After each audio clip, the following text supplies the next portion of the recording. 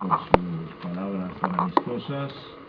Muchas gracias al embajador de España por acogerme en estos locales también.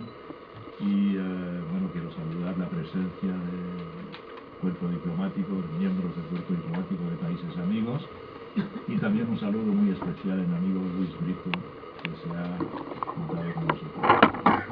Efectivamente, bueno, esto es un poquito improvisado, porque la posibilidad de venir aquí surgió recientemente, y por consiguiente yo ni siquiera he traído mi propio ejemplar del libro, ¿verdad? Y pensaba también que quizá en el instituto habría, igual me ha explicado que lo han pedido y aún no lo han recibido, o sea que ni puedo enseñar físicamente este libro. El libro se llama La explosión del periodismo. Y efectivamente, como ha dicho Joan, el subtítulo del libro es de los medios de masas a la masa de medios. Este es el momento en el que estamos aquí. Para mí es un placer muy particular estar de nuevo en el Instituto Cervantes. Con Joan antes reconstruíamos casi como un detective de novela sueca, ¿verdad?, de policíaca, cómo yo había podido estar en el Instituto Cervantes cuando no me acordaba para nada de la cuestión. Y hemos descubierto primero que quien me había invitado era mi amigo Fernando Ferrando, que efectivamente yo había conocido bien en Alemania, había hecho todos los institutos Cervantes de Alemania, de Múnich, de Hamburgo, de Bremen, etcétera, de Berlín, y claro, cuando me invitó él, yo lo sé que seguramente mi memoria lo continuaba asociando a Alemania. Y por otra parte, además, cuando me invitó Ferrando, y vine aquí, que era en pleno invierno, además un invierno bastante terrible, pues el Cervantes hemos descubierto, estaba cerrado por cuestión de inundación. O sea que yo di la conferencia en la Casa de la Cultura, que está ahí en la plaza central, de la que me acordaba bien, pero no la asociaba al Cervantes, obviamente, ¿no? Entonces, ahora que está claro, es la segunda vez que vengo al Instituto Cervantes de Estocolmo, y es para mí un placer bien particular. Así que un gran agradecimiento a los responsables del Instituto Cervantes de haber organizado este encuentro. Este libro, La explosión del periodismo, salió el año pasado, se publicó en Madrid, lo publicó una editorial que se llama Capital Intelectual. En realidad es una editorial argentina que ha montado una editorial en España, y el primer libro con el que salió esta editorial fue este, ¿no?, La explosión del periodismo. El libro ya se ha publicado en otros países, se ha publicado en Argentina, estuve yo presentándolo en septiembre pasado en Buenos Aires, el libro ha circulado bastante.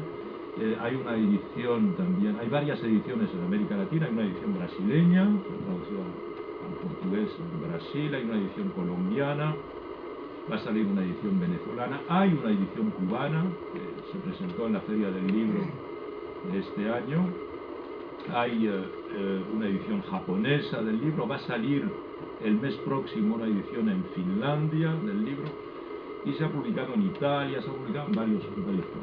El libro está circulando en España, tiene varias ediciones, y este libro entra en la continuidad. Yo he publicado un cierto número de libros, y algunos efectivamente son más bien de geopolítica, ¿verdad?, en la medida en que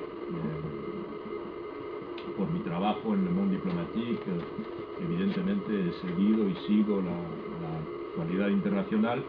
Entonces han publicado una serie de libros sobre la situación internacional, etcétera, los problemas internacionales. Pero en tanto que especialista de la comunicación, que es un poco mi especialidad, un doctorado de semiología, digamos, del discurso audiovisual, profesor en la universidad durante 40 años.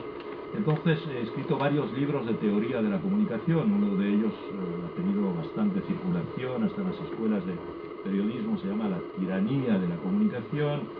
He escrito un libro con Chomsky que se llama Cómo nos venden la moto, ¿verdad?, que está publicado también en España, que va por las 50 y tantas ediciones. He escrito otro que se llama Propagandas silenciosas, y cómo funcionan las ficciones de masas, etc. Y este está en la continuidad de esa reflexión. ¿De qué habla el libro? Esencialmente habla de la crisis del periodismo hoy, ¿verdad? Es decir, hoy estamos a, diríamos, unos 15 años después de la irrupción de Internet, ¿verdad? La invención de Internet, bueno, como saben ustedes, Internet ha tenido varias invenciones, ¿verdad? Lo que llamamos Internet, la expresión, la palabra mismo Internet, se crea en los años 60, en los años 50, en los años 60, en plena Guerra Fría. La idea que tiene el Pentágono en aquel momento es que el problema que se plantea es, en caso de, digamos, de ataque soviético sobre los Estados Unidos, en la medida en que ya había lo que llamamos misiles balísticos capaces de cohetes capaces de transportar un arma nuclear y bombardear, ¿verdad?, el país opuesto. En ese caso, si los soviéticos golpean los primeros y se destruyen las principales ciudades, etcétera, y por consiguiente los principales nudos de comunicación telefónica, etcétera, ¿cómo se reorganiza el ejército, las fuerzas armadas americanas, si no se pueden comunicar por teléfono? En definitiva, el encargo del Pentágono a los científicos americanos era: encuentren un sistema de comunicación que resista a un ataque nuclear. Este era el planteamiento, ¿verdad?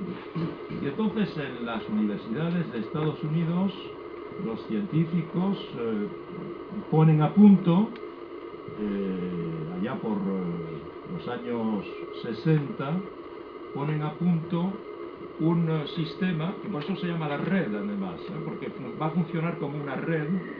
Es decir, que una comunicación va a funcionar como un tren, digamos, Es una serie de segmentos con significación, con un tren, y este tren tiene que salir del punto A hasta el punto B. Normalmente, si no hay destrucción del país, del punto A al punto B se va directamente, pero si la vía directa ha sido fracturada por la agresión, pues este ferrocarril se va a ir por vías secundarias, va a encontrar continuidad y finalmente, dando una vuelta extremadamente larga y también larga en tiempo, no solo en espacio, pero va a llegar sin ningún problema al punto B. Entonces, este sistema efectivamente se pone a punto, que es el sistema Internet.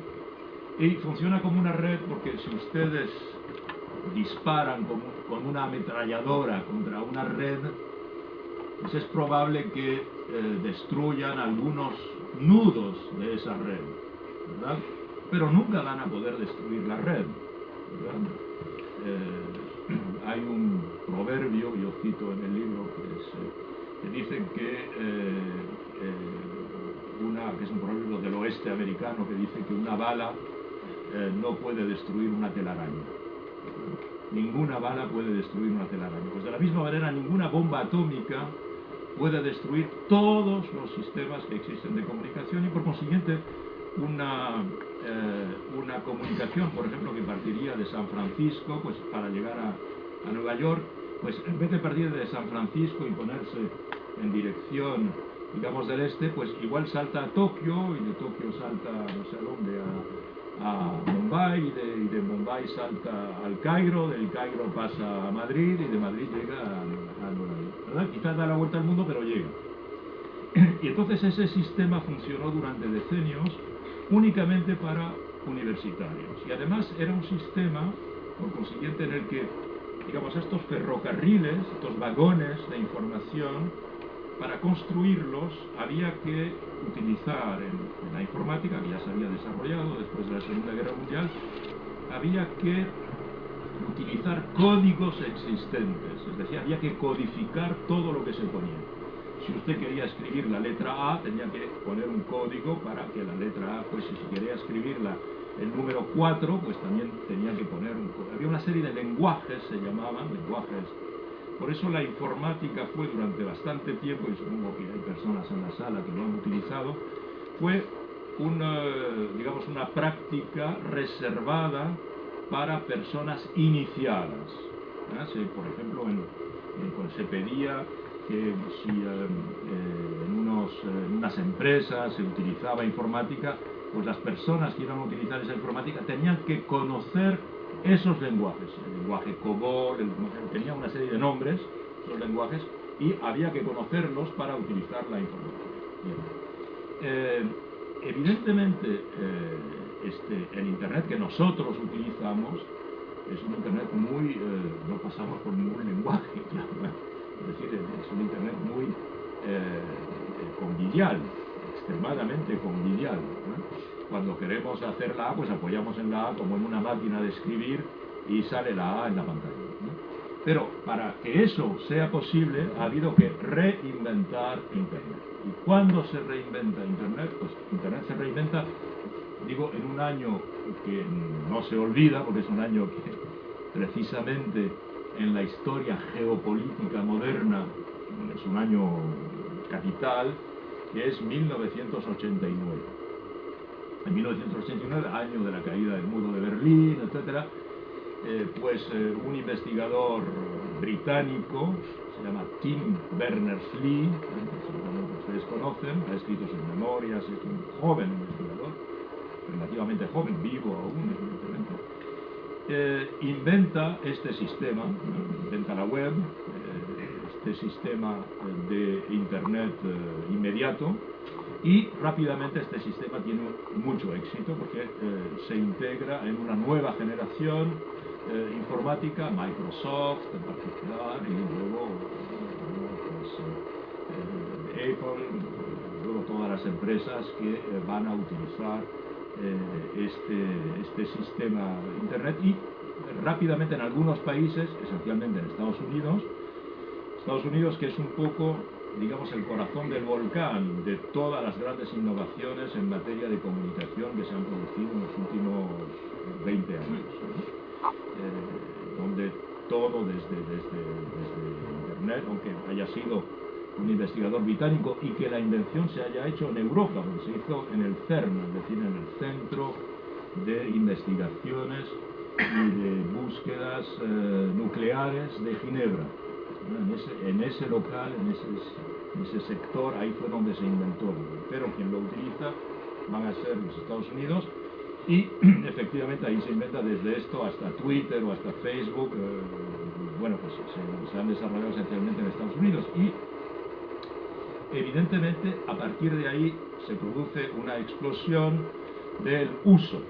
Es decir, aquí en la sala, aunque muchos de nosotros me imagino que utilizamos Internet desde hace tiempo, yo no creo que haya alguien en la sala que haya utilizado este Internet que utilizamos ahora antes de 1994-95, sencillamente porque no se comercializaba prácticamente. Si usted quería, por ejemplo, no sé, en España o en Francia, si usted quería tener correo electrónico, sencillamente, pues había muy pocos proveedores, no se comercializaban, porque se acababa de inventar en el 89. Y por consiguiente, por eso yo decía al principio que en realidad se trata de ver cómo estos, desde la mitad de los años 90 hasta ahora, es decir, en 15 años, 17 años, qué es lo que ha pasado, el impacto de toda esta comunicación nueva, cómo ha impactado en la prensa en particular, en el periodismo en general, ¿no? Y evidentemente el periodismo ha sido muy golpeado por esta innovación. ¿Por qué razón? Pues esencialmente porque el periodismo es una profesión de la comunicación muy sensible a todas las transformaciones de las tecnologías de la comunicación, evidentemente. Y el periodismo, históricamente, el periodismo es una disciplina relativamente reciente. ¿no? No hay periodismo desde siempre. El periodismo globalmente empieza a practicarse al final del siglo XVII, esencialmente conoce un esplendor importante durante el siglo XVIII, en particular en los países donde más libertad de expresión hay, es decir, en Estados Unidos, en el momento de la Revolución Americana, en Inglaterra también, y en Francia con la Revolución Francesa. En el momento de la Revolución Francesa, por ejemplo, se estima que en París había varios centenares de periódicos. Evidentemente eran periódicos por eso se utiliza la palabra prensa, ¿verdad? Porque eran periódicos donde la prensa de Gutenberg se utilizaba aún, es decir, se imprimían horizontalmente, ¿verdad? Es decir, se imprimían en imprentas artesanía, y se publicaban algunas decenas de ejemplares. Y bueno, es bien conocido, por ejemplo, que uno de los personajes importantes de la Revolución Francesa, Marat, por ejemplo, Marat, este personaje recuerda, en fin, la pintura lo ha inmortalizado, porque hay un cuadro de David. David es un gran pintor del siglo XIX francés, lo inmortaliza en su bañera. No sé si ustedes ven el cuadro, él se encuentra, está en el baño, en su baño, en una bañera, tiene una mesita, tiene una tablita en la bañera donde está escribiendo, y está tumbado hacia adelante, tiene un pañuelo atado en la cabeza y está apuñalado. Ha sido apuñalado por una militante monarquista católica, Charlotte Cordier, que lo mata en su baño, y él está redactando precisamente el periódico, está escribiendo su periódico, y ese periódico es muy célebre, se llamaba El Amigo del Pueblo, la militar. Esto para decir anecdóticamente que periódicos existían muchos, pero si yo digo que el periodismo es una práctica reciente, es porque cuando nosotros hablamos del periodismo, en realidad de lo que hablamos es de la prensa de masas, evidentemente, prensa de masas, es decir, una prensa que tiene una influencia real en la sociedad. En el siglo XVIII la prensa no tenía influencia real en la sociedad, tenía influencia en grupos intelectuales que quizá acababan por tener influencia en la sociedad, ¿no? Efectivamente, como se ha visto en muchos países, pequeños grupos que acababan por constituir mecánicamente una capacidad de transformación del sistema político, etc. Pero la prensa de masas en sí solo existe desde el final del siglo XIX. Y en ese momento, si quieren, ¿por qué desde el final del siglo XIX? Porque para que haya prensa de masas se necesitan unas condiciones que no se reúnen históricamente más que en un momento preciso y en un lugar preciso. Para que haya prensa de masas, por ejemplo, tiene que haber masas que sepan leer. Quizás no escribir, pero por lo menos leer. Y la mayoría de las sociedades del mundo eran sociedades mayoritariamente analfabetas. Las sociedades más avanzadas desde el punto de vista del desarrollo de la lectura eran los Estados Unidos por tradición puritana, porque había en Estados Unidos una tradición en la que había que leer, conocer la Biblia, etc. Por consiguiente, la educación a la lectura se hacía en familia desde siempre. Y en los países donde había habido fenómenos, digamos, de voluntad política de alfabetizar a la sociedad. Por ejemplo, la Tercera República lo hizo en Francia con Jules Ferry, y algunos países europeos, pero no muchos. Por otra parte, para que haya prensa de masas se necesita también que la prensa no sea cara.